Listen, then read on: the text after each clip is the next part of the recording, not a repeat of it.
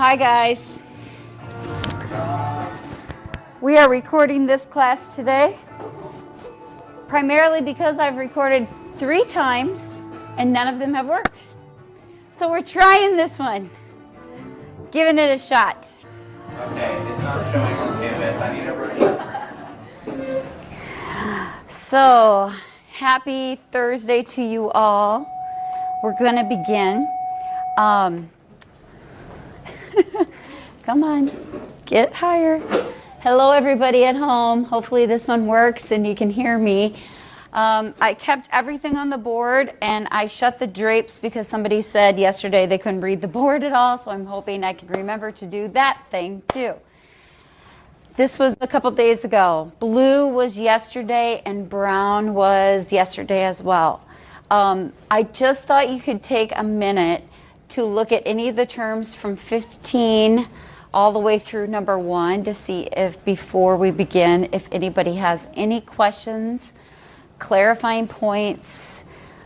Pretend as you're looking at them like your test was tomorrow. I know it's not, but when you look at those terms, are you feeling pretty confident and secure in understanding them, or do you need anything clarified?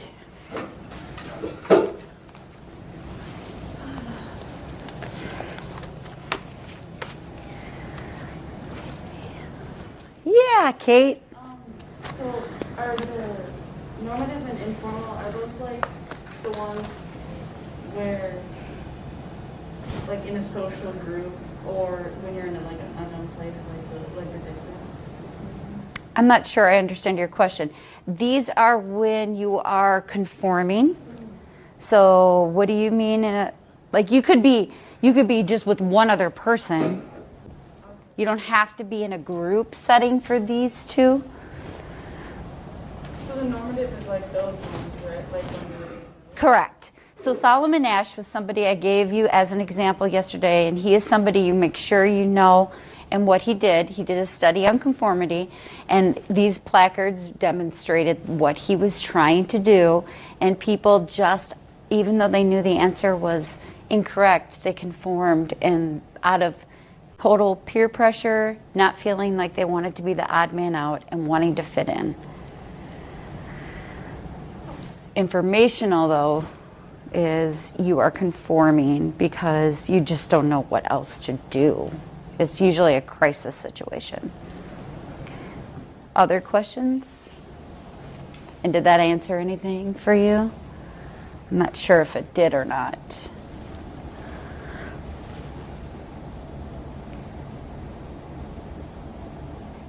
Okay, well, if you guys think of something as we go through today, feel free to ask me. My shoes keep getting tight.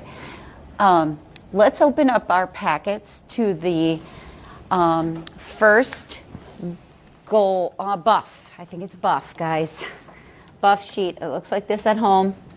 We're going to do some FRQ practicing today, as well as trying to get you to understand what the FRQ is about.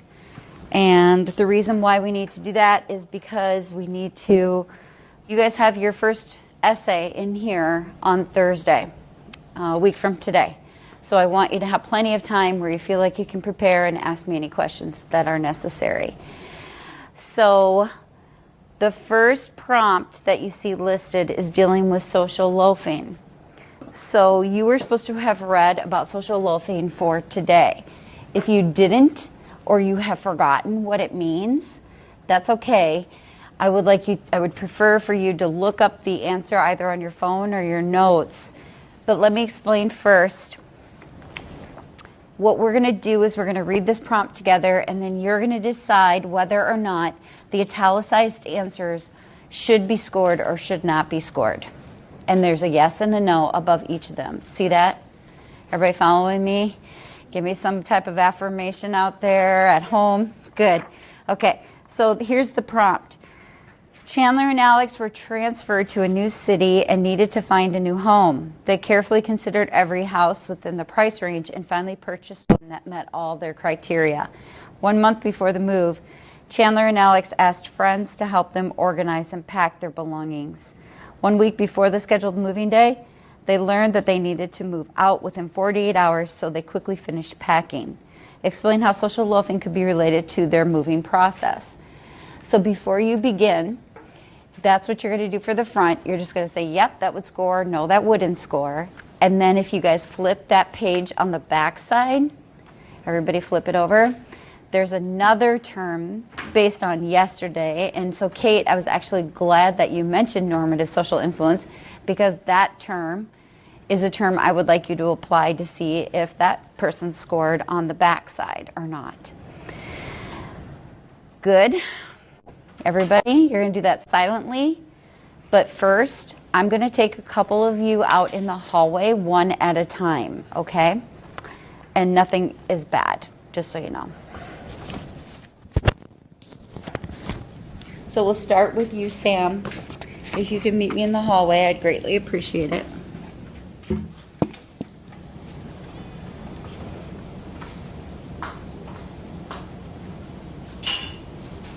Yep.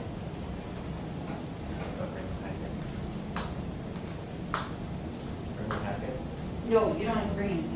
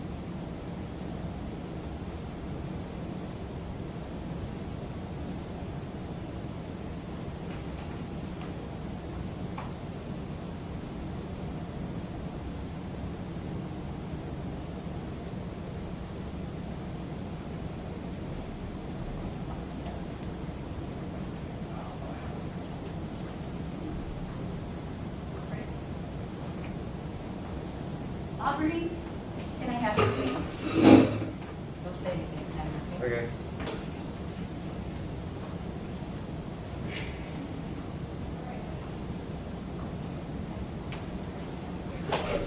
Anything. Wow, it's beautiful.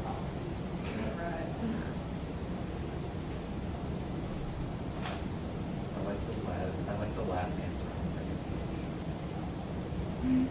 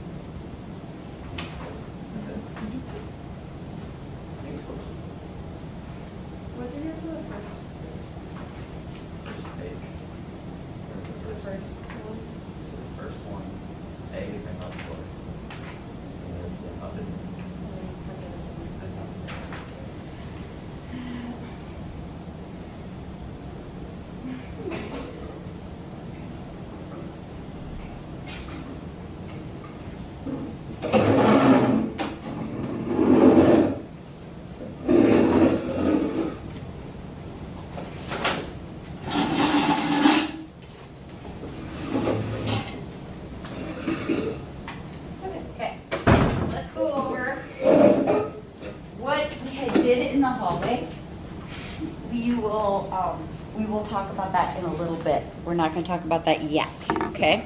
So let's go over your terms and if you scored or if you did not score. All right, first of all, let's start with social loafing. Social loafing, if you notice behind me, come here. I put literally in red because this is important. This is all 5 of these terms are under Learning Target D, which is determine how the presence of others influence actions. You must state when you are applying these terms how this actually coincides with the bigger picture. We're talking the presence of others. The person that wrote their answer must establish that there were people around. The presence of others. They don't have to say presence of others, but they have to establish that there were people watching. Okay, that's an important piece of social loafing. What is the definition of social loafing? Rebecca? To, like, for an individual to not work as hard because they're in a group of people, relying on them more. Yeah, it's when people tend to not work as hard because they're in a group situation. We have all experienced this in our lives. You have all been social loafers at some point, I'm assuming. You've gone to school your whole life. You can't escape it. It's when you're in a group and you feel like you don't have to put as much effort in because it's going to get done anyway. You may have done it at home with chores. You might have done it with your part-time job. You might have done it on the volleyball court, wherever. But we have been products of being not victims. We have been products of being guilty of being social loafers. Don't be a social loafer. It's not a good trait. But we've also have been products of being the victims of the people with us that have been social loafers on us. And that sucks when that happens. We know that. You know, it doesn't feel good to carry everybody's weight and, you know, they get as much credit as you do for accomplishing whatever it is that your goal was. So social loafing, not a good thing. They must establish that other people are around and what happens to their level of commitment, it decreases. So, number 1, would you score that one, Sam? Yeah. It's perfect. It says presence of others and their effort goes down. Kate, what about B? I said no. You're correct by saying no. Why did you say no? Because it's not necessarily like when they take a break, it's just when they like don't work as hard. So Right. So taking a break doesn't mean you're not, I mean, we take breaks all the time, but that doesn't mean you might not be putting the effort in later, right? Aubrey, did you get a chance to do C? yeah, I said no. That's correct. Nice job. And any reason why particularly? Well, it says that it's when you depend on others during the move-out process, and it's not just based on the move-out process. Or what's the other reason why it's not a no? More importantly than that. It's, keep going. Anybody else want to help her? Well, just depending on others does not constitute social work. Correct. I mean, you and I might be working together and I depend on you to help, but it's not stating that I'm not doing my end of the bargain. How do we feel on social loafing? This is very gray, I think, probably as far as this type of essay writing. I'm hoping to clarify some things as we go through the day. The backside, the term was normative social influence. You were to provide examples of how normative social influence could be related to life in their new home and new neighborhood. Normative social influence is what Kate had brought up, as I mentioned before, the ability to fit in, and that's why you feel like you want to conform. Starting with you, Miss Rebecca, the first one, do you think it scores? Yeah. It's beautiful. They literally state to fit in. They have a need to fit in, right? Now B and C can get tricky. So let's stop and pause for just a second. The writer must establish the reason why you're doing what you're doing. And it must be stated something about fitting in. Any way, shape, or form, they must state that. So Sam, what would you say about B? I think it's worse. It does not score. Did anybody put no? Everybody put yes, it scores. I didn't get to the correct. Let's take a look at it, guys. Do they establish the why? Driving down the street is very obvious that theirs is the only dull-colored one, so Alex decides to paint their mailbox bright orange. Why did he paint it bright orange? Does he say just, but is it? It isn't. You are implying. Implications will never, ever, ever score.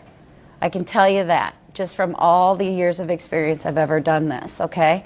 So let me give you a better example, maybe more real life. I really like your Iowa sweatshirt, okay? So I'm looking at your Iowa sweatshirt. I see you wearing that Iowa sweatshirt today. I'm thinking I might wear my Iowa sweatshirt tomorrow. Do you know why I'm wearing my Iowa sweatshirt tomorrow? Did I even state why I'm wearing my Iowa sweatshirt tomorrow? I could be wearing the Iowa sweatshirt tomorrow just because she reminded me that I have an Iowa sweatshirt. Just like they walked down the street and they saw all these colors. And I like the color gray. But it doesn't mean I want to wear my Iowa sweatshirt because I want her to like me and be my best friend and be part of her group, because I never said that. It'd be different if I would have said, I'm wearing my Iowa sweatshirt because I want Rebecca to be thinking I like Iowa Hawkeyes too. If I would have said that, then that would have scored perfectly. They literally had to say the reason why they chose that. Go ahead. So falls in with the sentence, because if the two terms were unrelated, then they wouldn't have included so in conjunction, because so implies a relationship. I mean, if it was then But Sam, you keep saying exactly, Sam, you keep saying exactly why it isn't working. You keep saying the word implies. So that's why it doesn't work. Let's look at that last one, which I think is flippin' hilarious. Alex and Chandler, this is real life. I mean, people wrote these. May have moved into a neighborhood full of pot-smoking, long-haired hippies. Feeling influenced by their neighbors, they might grow out their hair and become tree-loving, dope-smoking hippies. Is being influenced a reason to fit in? She's influencing me to wear that sweatshirt, right? So that alone wouldn't work. That prompt would work, or that answer would work if they said they were influenced by their neighbors and they don't want to seem like the odd couple out. Make sense? So you can use examples like pot smoking. It's not why it doesn't score. It's because of the implication isn't there of the behavior. I stated this before, that this gets kind of gray and loose, but it's very important you stick right to what it is all about. All right, I'm going to pause this, hold on to those pages for just a second, and what I would like us to do now is we're going to take Sam in the front of the room, and Aubrey's going to come up in the front of the room. Okay, come on. All right, Kate and Becca, we took them in the hallway, and what they did was they did step-ups. So they literally just stepped up on the chair, and we counted how many times they stepped up and down. You're going to count for me. You can do Sam, and you can do Aubrey. All right? So number one is up and down. That's a full number one. Any questions? All right. Do you guys have any questions? You look happy. Camera. Oh yeah, it is on your backside, isn't it? That's not even what I was thinking. So everybody at home is watching you too. All right, gentlemen and lady, we've got 25 seconds. We are going to say 3, 2, 1, go, and you will be off like the horses. 3, 2, 1, go. Here we go, people. We're off and running. Oh my God, my grandma can move faster than this guy over here. Who's going to take home the winning trophy? I don't know who it might be. Pick it up, you losers. Let's go. That's right, that's right, that's right. Remind me to never ask this one to volunteer again. Keep it going, keep it going, keep it going. You got it, baby. Come on. You got it, you got it. Show him what you're worth. How much time? We're timed. Thank God. Yes, you can. Oh, I got like hot just cheering him on. All right. They're getting slower and slower. And Yes, I'm like, am I spike doing is a something powerful wrong? force. All right. So the term we were demonstrating there, and it works about 99.9% of the time in every single class I ever do this in. And there's always one person I learned very quickly on to never ask to volunteer I've learned today. I didn't volunteer. Oh, that's what I'm saying. I asked you to volunteer. It means I'm telling you, you're volunteering. We have a very small class. If we're going to do any form of demonstrations, you're all going to have to step up. You don't have a chance to hide and be like, because honestly, otherwise it's just going to be me lecturing all day. So what's social facilitation? Again, presence of others. What happens?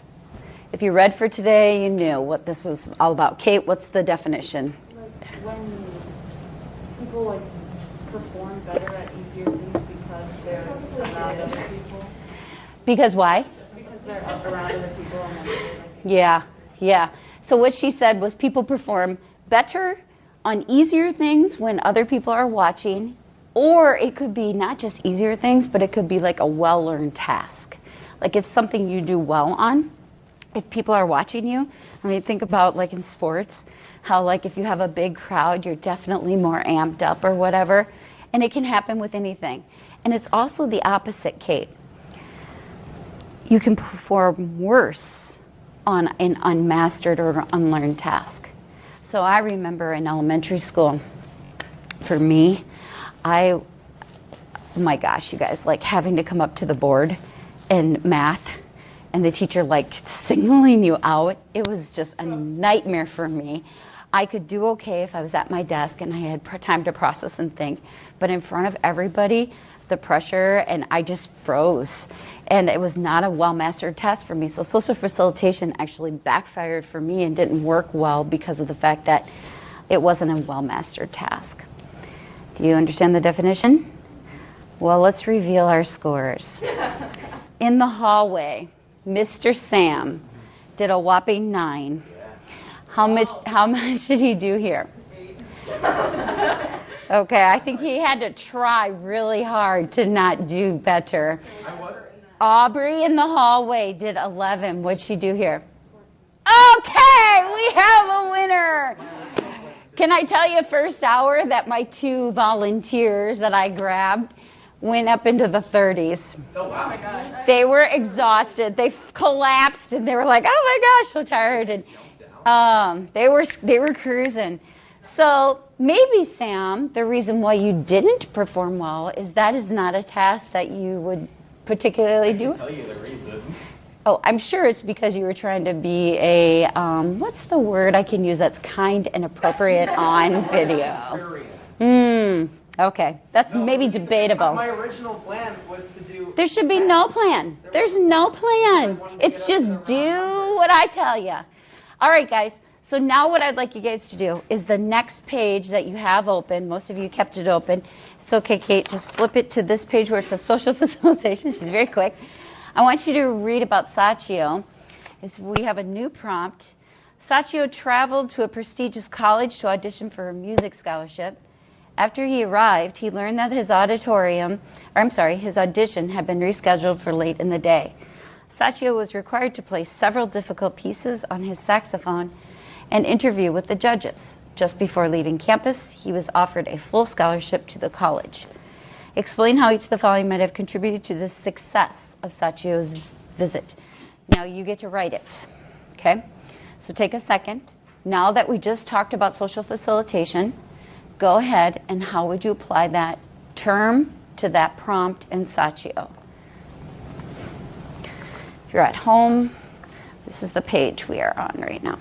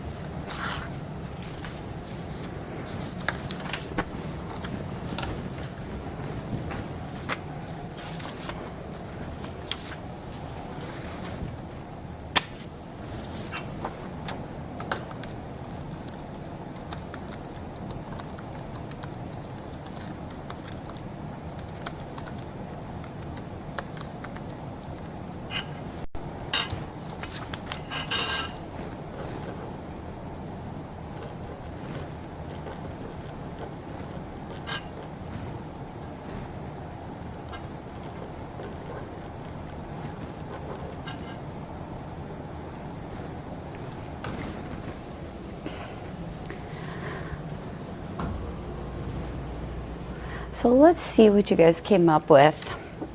I know some of you are still writing, some of you are completed.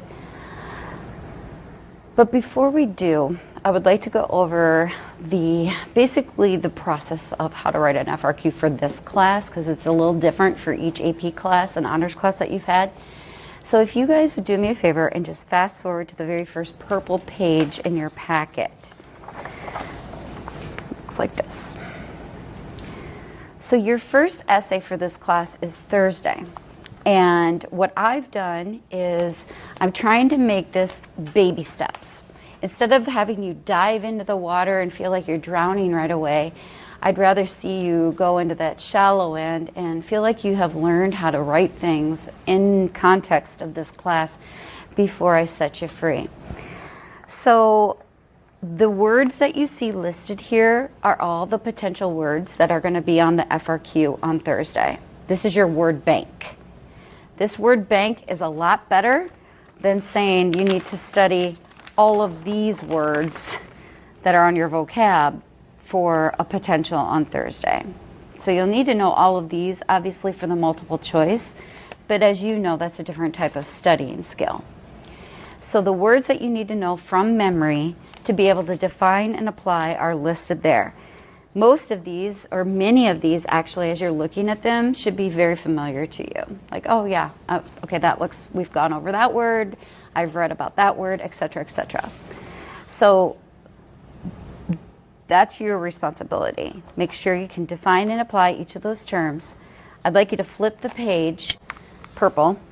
So the second purple page, I've put together a combination of all the different tips that are in a more simple way so that you can truly understand what you need to do.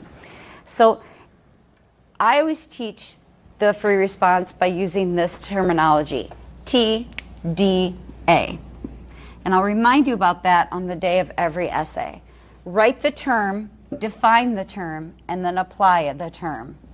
Okay? So you're going to define it, and then you're going to apply it. So you're going to begin by putting your number down. I'm going to give everybody in class a number that's just your number. I ask that you don't write your name and you only use your number on essays because I want to grade you based on your quality of your work, not who you are. So if you're number 45, you will write number 45 down instead of your name, Aubrey. Okay? And then from there, you're going to use ink. You're going to get a point for writing your number. You're going to get a point for writing in ink. You're going to get a point for underlining your word. So whatever word you are using, if it's social facilitation, you would get a point just to underline it. And you're going to get a point for writing in paragraph form. You might look at me and think I'm absolutely crazy and insane. But through the years of teaching, if I don't do this point system, kids don't do it. So you're so point grabbing hungry that even 4 points is a lot for a free response. So everybody learns early on, this is really important to write just in that style. As we go through the year, all of this will become erased. You will still be expected to do that, but your points will not give you, I'm not going to continue to give you points into May for that. So far, so good? Okay, from there, now the tips on what to do when you're writing. If any of you took AP US or any other AP class, it is quite different. You do not, this is not a DBQ, so it's much easier in my opinion. You're going to not write a thesis, not write a conclusion, no transitions. You are literally going right into whatever the term is. You could start your paragraph with social facilitation is. You don't need anything else, okay? From there, a couple other tips that I put down from just different years of grading. You really should assume that the grader is stupid, that they cannot infer. As Sam is sitting here arguing with me, but it means this, but if it's not stated, we will not score that. And I can guarantee you that just from 7 years of scoring, that they would not just be kind and say, well, this is what they mean. If it's not stated, it won't score. 3, you must be specific. So if the man's name is Sachio, You must write Sachio, not he, not anything else. Like, honestly, I graded one where it was the man's name was John, and the guy inadvertently, or the person writing it inadvertently wrote the name Tom. It actually didn't score because he wrote the wrong name. You also need to talk specifically about whatever the prompt is. The prompt is he's in college. Don't try to get creative and talk about his high school experience. Don't talk about it home. And the prompt is also stating he was successful. So don't tell me he was not successful at some point in his life. Keep it stupid simple, to the point of where you're saying exactly what the prompt wants you to say and you're answering directly. Number 4, if you get to a word where you're like, I don't know, I can't remember that term, BS your way through it. Just something is better than nothing. Sometimes kids can actually hit it through a back door. So you just never know. And then 5, don't rephrase the word for your definition. So like if the word was social loafing, you would not be allowed to say social loafing is when you social loaf in a group. That makes no sense. You need to tell me what it means, okay? And trust me, it happens, when people are struggling and they're like, ah. So let's go back to yours that you wrote, your social facilitation one. Could you please take a moment to edit yours? Not rewrite it, but edit it. Did you define it? If not, define it at the back end. You don't have to do it at the beginning. Did you underline the word? Did you use the name Sachio? Did you talk about his success and what made him successful? Not more than 5 sentences total.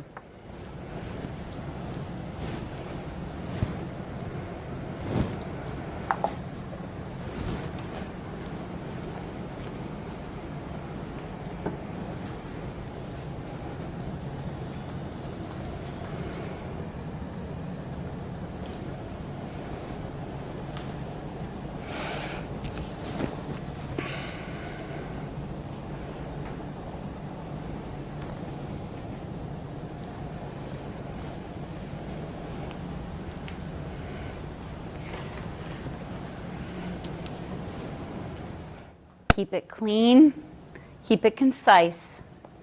Don't try to be overly creative.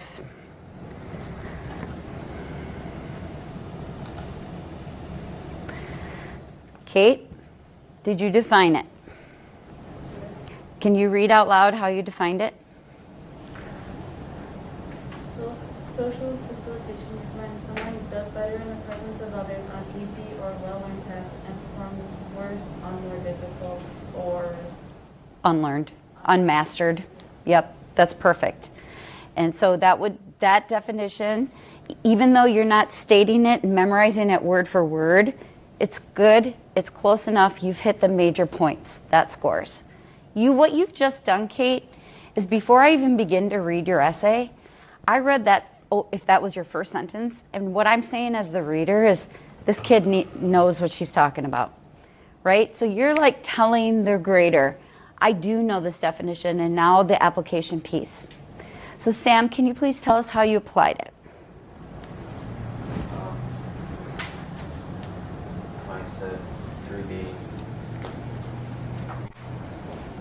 I said, thanks to social facilitation, I defined it earlier, or having an audience would improve his chances of performing well because he has already mastered the task.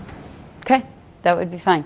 Did you establish that other people were there? Yes, and he did better. He did well. So the better piece needs to be there. Because think about when you guys were in the hallway. What was I trying to prove? That you not only could do okay, but you actually improved your score. So he might be an okay musician on his own, but when others are watching, now he's lit up. He's on fire. He can do really, really well. Becca, will you read yours, please? No, just your application, please. I just said that Hector performed better than usually because of the audience he had, and that he had it well learned. Yeah, yep, that's good. So how does this make you feel as far as a little clearer understanding of the expectations, I'm not going to cut the umbilical cord on Thursday. I will be here. Honestly, you guys, I try to ease you into it before it becomes, oh my gosh, a little overwhelming. Okay? And that's just from my experience. I never used to do that, and I had so many kids just like, you never even taught us how to do this, and I felt really bad. So giving you some time to just learn the process is important. As we all know, because this is the only thing they scored you on last year, right? So it paid dividends for my students to actually know how to write an essay well. Let's hope it doesn't happen this year, right? Fingers crossed. I had one more question. I gave my other classes an opportunity with that purple where all the terms were listed. Does anyone have any questions about the logistics of Thursday? There have been questions on every single period. Somebody wants to know a little bit more about the logistics about this stuff. And I apologize, I didn't give you an opportunity to ask that, and so I thought I'd pause.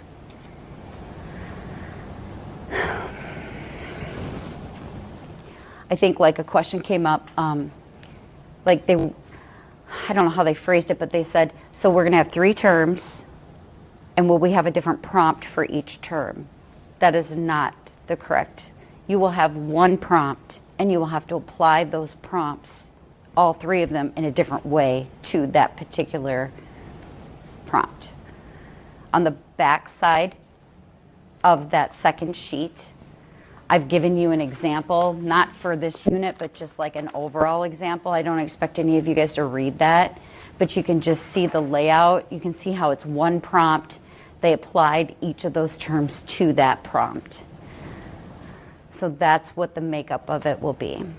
Obviously, by the end of the year, we will have prompts from all different chapters. I'm sorry, we will have bullets from all different chapters with 1 prompt.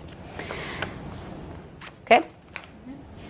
Oh, and somebody else asked, do we still have a multiple choice test because we're doing an essay? And the answer is yes. You always have both. All right. If you guys don't have any more questions, I'd like to move on to the next term. And I would like to demonstrate it by showing you a quick video. Is anybody familiar with football, college football in the South? What do you know about it, if you're familiar at all? It's very popular. Thank you. Yeah. It's like a religion down there. Like they live and breathe it.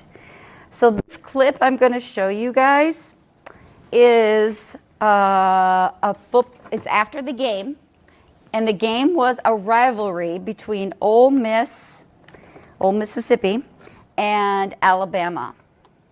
Alabama going into this game was ranked 3rd, I believe. Ole Miss was ranked 11th. And it was being played at home at Ole Miss's home, so they were the underdog. And what happened was Ole Miss beat Alabama at home. So it was pretty powerful, if you can imagine. I mean, these people, it's just such a, have you ever like heard of different like NFL teams even? Like my husband used to always go over to the Bears stadium and watch the Packers play the Bears, and he's a big Packer fan, so obviously he's amongst a bunch of Bear fans, and he would just talk about how insane the fans and mean and angry some of the fans would get at each other. So let's take a look, if you don't mind. And Sam, do you mind grabbing both sets of lights? Thanks. This is after Ole Miss wins.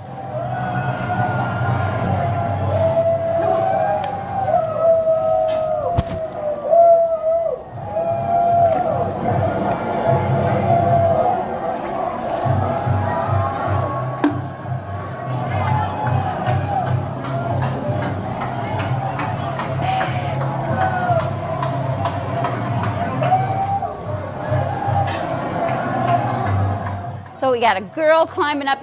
Boys, girls, doesn't matter.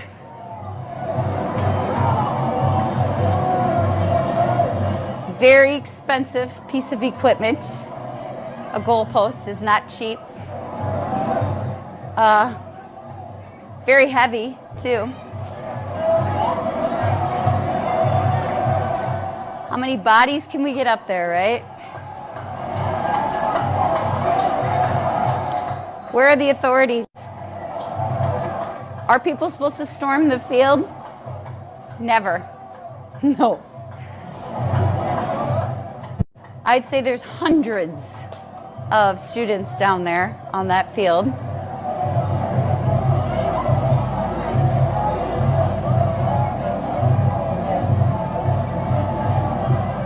And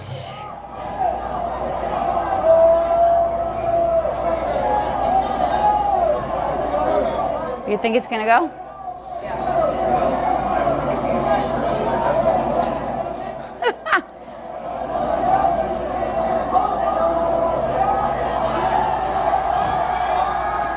And everybody's cheering and jubilation and happy. And we won the game. I don't know that. This is like, I mean, I think this makes sense because they're in Alabama, I think. No, they're in Mississippi. They're at home. They are at home on their own field. Yeah, this is like when they, Yes. a couple years Yes. ago when, Mhm. what was it? The Falcons won the Super Bowl and they burned down Philadelphia. Yes. So tell me why we hear of things like this, why you see things like this. The term you need to know for the last bit of today is called de-individuation. It's probably the largest missed term that students in my AP Psych class keep missing. So I am going to make it very clear that if you get this word on the FRQ, these are the 3 things you must include. Number 1, you must say the presence of others. You will not get it correct if you do not say presence of others. You'll notice this is on your FRQ list on that purple sheet. Number 2, you must say the person loses their sense of control and who they are. They become somebody different. It isn't their natural thing. They lose a sense of control. And number 3, the biggest one, and I put it on the board because I got tired of kids getting it wrong, the experience must occur because of anonymity. People do this because they think they're going to be anonymous. They're not going to get caught. That they are just a number in a crowd. Have you guys ever heard of the term mob mentality? This is where that comes from. Or mob mentality is generated from here. So listen, here's the confusion that students get with de-individuation. They confuse this with conformity. It is not the same thing. With conformity, I might wear blue jeans or jeans with rips in them on the weekends because it's just the American culture and I'm conforming to what everybody else is doing. Am I losing a sense of self when I do that? Am I doing something that I wouldn't normally do? No. And do I wear those jeans because I feel like I can be anonymous? No.